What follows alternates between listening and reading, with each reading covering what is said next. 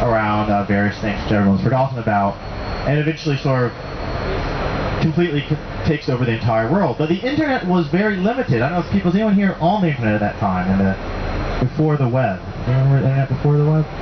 Okay, yeah, good, okay. So, you know, you had Gopher, you had FTP, these things that no one remembers, you know, these bizarre text, IRC, which I hope people still use.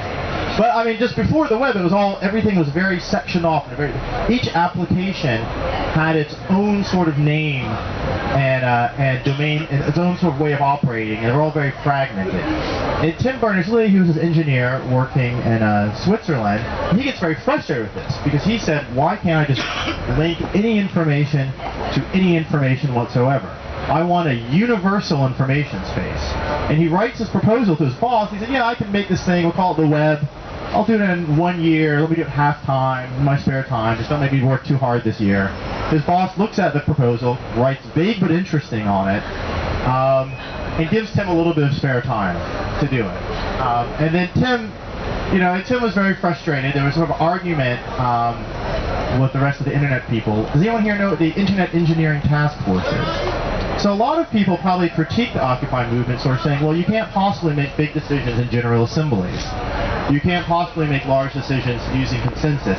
How could you possibly run anything larger than a camp on some sort of direct democracy?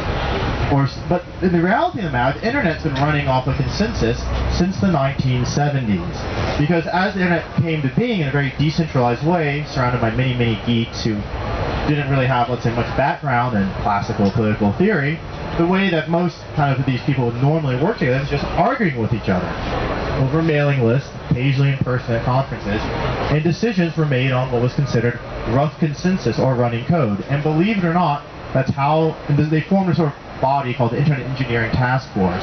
Things like TCP/IP, the fundamental protocol of the internet that ships bits around. The things FTP, URIs, www, the things that you are familiar with, HTML.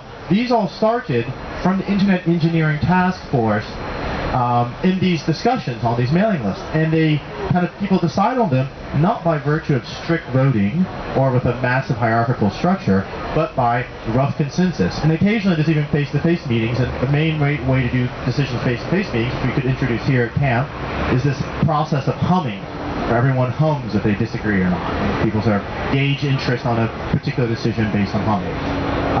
Believe it or not, it works really well, and if people are interested, we're having another meeting in March in Paris, and there'll be 1,000 internet geeks in a room humming about various topics. You're more than welcome to come along. And that's the thing, is that from this sort of internet architecture, all the things that people know about HTML, TCP/IP, these all came about via a process of intensive discussion and consensus. And like probably most discussions at these camps, you know, discussions would often last for years. And they would be really crazy ideas and really good ideas. You often couldn't tell the difference. It would take a year or two for good ideas to bubble up. And Tim basically put together a few really good ideas. One which he decided that all these separate internet applications should be united into one space.